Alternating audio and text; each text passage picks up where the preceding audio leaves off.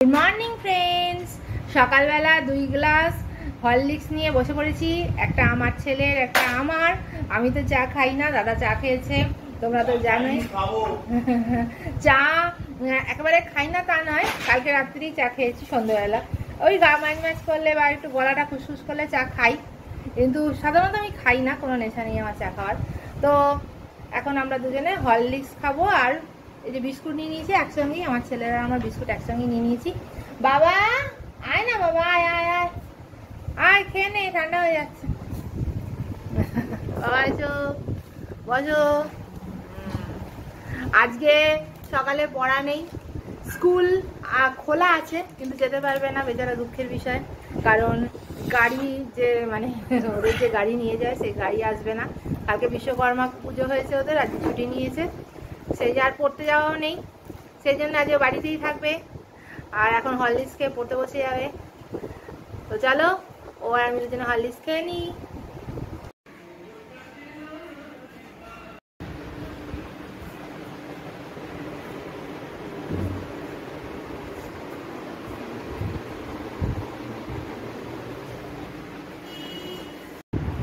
এই দেখো আমার ছেলে কি করছে, কি করছে বলে দাও। কপি করছে। কি কপি? ওই খাতাটা, যে ছোট খাতাটায় যা যা লেখা আছে সব এই বড় খাতাটায় কপি করছে। কেন না, ওই ছোট খাতাটায় মানে ইম্পর্টেন্ট যেগুলো আছে সব ছিঁড়ে যাচ্ছে বলে নাকি? ওই তো বললাম, সেটাই, খাতাটা ছিঁড়ে যাচ্ছে। এই খাতাটাতে অনেক কিছু ছিল, এই যে এখানে 16 নম্বর দিয়ে শুরু হচ্ছে, তো এর আগে 15, 14 বা 13, 12 অনেকগুলো কোশ্চেন ছিল টেক্সটের। এইটা টেক্সট পার্ট, আর লাস্টের দিকে করেছে হচ্ছে রাইটিং পার্ট। এবার টেক্সট গুলো একদম ছিঁড়ে গেছে সবকিছু, প্রথমে টেক্সট গুলো, সেই জন্য করা দুটো পেজ ছিঁড়ে দিয়েছি। আর ওই টেক্সটের যেগুলো সেগুলো অন্যভাবে লিখে নিয়েছি, কিন্তু রাইটিং গুলো তো এবার রাইটিং তো অনেক, প্রায় 30-40টা রাইটিং আছে, অন্য খাতাতেও আছে। এবার এই এমন একটা পজিশনে চলে এসেছে, যেখানে পেজটা লাস্ট পেজটা চলে এসেছে, এখানে লেখাটা এইটা ছিঁড়ে দিলে আমি পাবো না লেখাটা। আমাকে সবটা এখন এরকম একটা খাতা নিয়ে কপি করতে হচ্ছে। তাহলে ওই খাতাটায় লিখে কি মুশকিল, কি মুশকিল। চলো লিখুক, আমি রান্নাগুলো করি গিয়ে। আজকে রান্নার মেনুটা চটপট দেখিয়ে দিই। ভাত তো হয়ে গেছে, আর কি দেখাবো। এটা হলো আলু পেঁয়াজের একটা তরকারি, যেটা এই যে ডিমের পোচ করেছি, তিনে ডিমের পোচ আছে, ডিমের পোচ দিয়ে খাওয়া হবে।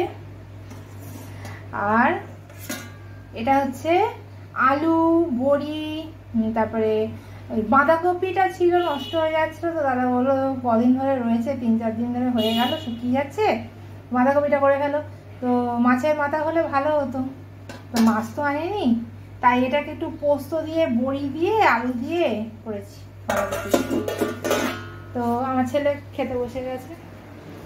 কেমন হয়েছে বাবা তরকারিটা? গরম। আলু কয়েকটা পড়ে আছে, নিয়ে আসতে হবে। হ্যাঁ, আর ডিমও নেই, ডিমও আনতে হবে।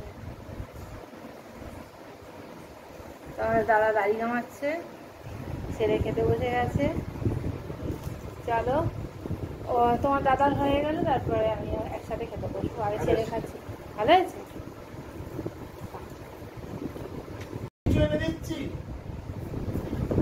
দাদা এখন আমাকে বলছে যে যেখানে পড়াতে নিয়ে যাই সেখান থেকে মুড়ি নিয়ে আসতে। তো কি বলো বন্ধুরা, আমি এতক্ষণ ওই হাতে একটা ব্যাগ নিয়ে ঘুরবো, তা হাতের ব্যাগটা নিয়ে আমার ঘুরতে হবে না? না, ও একটা ব্যাগ,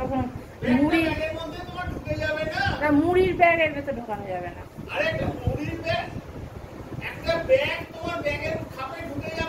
না, ওই ব্যাগ লাইলানের ব্যাগ। আচ্ছা ঝামেলা না করে এখন চলো। লাইলানের ব্যাগ কোন ব্যাগ? এই যে, আরে বাবা কটা বাজে দেখেছো? আরে সোনার পরীক্ষা আছে, তাই মুড়ি নিয়ে চলে আসবো। তাহলে তুমি সোনাই না সব আমি করবো না, হবে না। তাহলে আমি নিয়ে চলে আসবো, তুমি তাহলে আনতে যাবে। তাহলে রাখো, আর মুড়ি আনতে পারবো না। এখন সোনাইকে নিয়ে আসবো, মুড়ি নিয়ে এসে আবার রান্না করতে হবে, আবার এসে রান্না করতে হবে, আমার হবে না। রাস্তায় সব জায়গায় লাইট দিয়ে দিয়েছে, দুর্গাপুজোর লাইট এখন থেকে আরম্ভ হয়ে গেছে। বৃষ্টি বৃষ্টি বৃষ্টি এ কোন অপরূপ সৃষ্টি। হ্যাঁ, বৃষ্টি অপূর্ব অবশ্যই, কিন্তু সেটা অন্য সময়। পুজোর সময় মোটেও বৃষ্টি হলে ভালো লাগে না, বলো? বৃষ্টির সময় মার্কেটিং করতে তো যাওয়া হয় না। পুজোর সময় মার্কেটিংয়ের একটা বিশাল আনন্দ। আর যেটাই বৃষ্টির জন্য একদম দফারফা হয়ে গেল, বৃষ্টি আর পরীক্ষা। ছেলের পরীক্ষা চললো, তার জন্য মার্কেটিং যাওয়া হলো না। আর এখন বৃষ্টি, ছেলের ছুটি ছিল, ভাবলাম ছেলেকে নিয়ে একটু ভালো করে মার্কেটিং করে শপিং করে বেরিয়ে আসবো। তো সে তো যাওয়া হলো না, কি আর করি। তো ছেলেকে যেখানে পড়তে নিয়ে এসেছি সেখানে দেখতে পাচ্ছি এখানে কয়েক জায়গায় বিশ্বকর্মা পুজো হয়েছিল। তো বিশ্বকর্মা পুজো হয়েছে এবং ঠাকুর কোথাও কোথাও রয়েছে আর কোথাও কোথাও ভাসান হয়ে গেছে। তো আমি তো বিশ্বকর্মা ঠাকুর দেখতে দেখতে তারপরে এখানে একটা শপিং মল আছে, জানো তো, কোনোদিন যাইনি। শপিং মলটা অনেকেই ওখানে শপিং করে, তো আমার যাওয়া হয়নি। আমি টুক করে ঢুকে পড়লাম। ঘানেন অর্ধভোজন, দেখেই যদি স্বাদ মিটে যায় তাহলে না দেখার কি আছে। তো টুক করে আমি ঢুকে পড়লাম শপিং মলে।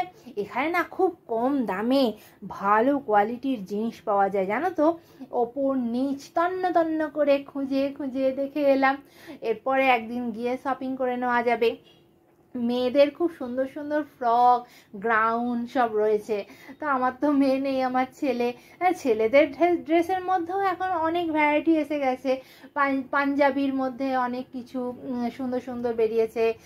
আর তো সে জিন্স প্যান্ট আর তোমার ওই কি বলে ওই গেঞ্জি আর নাহলে শার্ট, এই তো ছেলেদের ড্রেস। আর একটা ঘড়ি পরে নিলেই ছেলেদের ড্রেস হয়ে গেল। স্বাস্থ্য হবে মেয়েদের যে ড্রেসের কত রকম বাহার, দোকানে গেলে চোখ জুড়িয়ে যায়। যাকে ওপর নিচ তন্ন করে দেখলাম, নিচটায় সমস্ত বাচ্চাদের জামা কাপড় আর ওপরটায় মেয়েদের শাড়ি, কুর্তি, জিন্স। এখানে না খুব কম দামে খুব ভালো ভালো আকর্ষণীয় জিনিস পাওয়া যায় গো, জানতাম না। এই প্রথম ঢুকে তো আমার হকচকিয়ে গেছে, একটার সঙ্গে একটা ফ্রি। তোমাদের দাদাকে গিয়ে বলতে হবে যে দোকানটা এখানে শপিং মল আছে, সেখানে চলো। দাদা জানে শপিং মল আছে, আমিও জানতাম, কিন্তু ঢোকা হয়নি। এখানে যে এত কম দামে এত সুন্দর সুন্দর জিনিস পাওয়া যায়, আমার তো দেখে চক্ষু চড়ক গাছ হয়ে গেছে। তারপরে তো সোনার পরীক্ষা দেওয়া হয়ে গেছে, এনে গিফট শর্টস, একটা তোর একটা আমার প্যাকেট। চলো, থ্যাংক ইউ।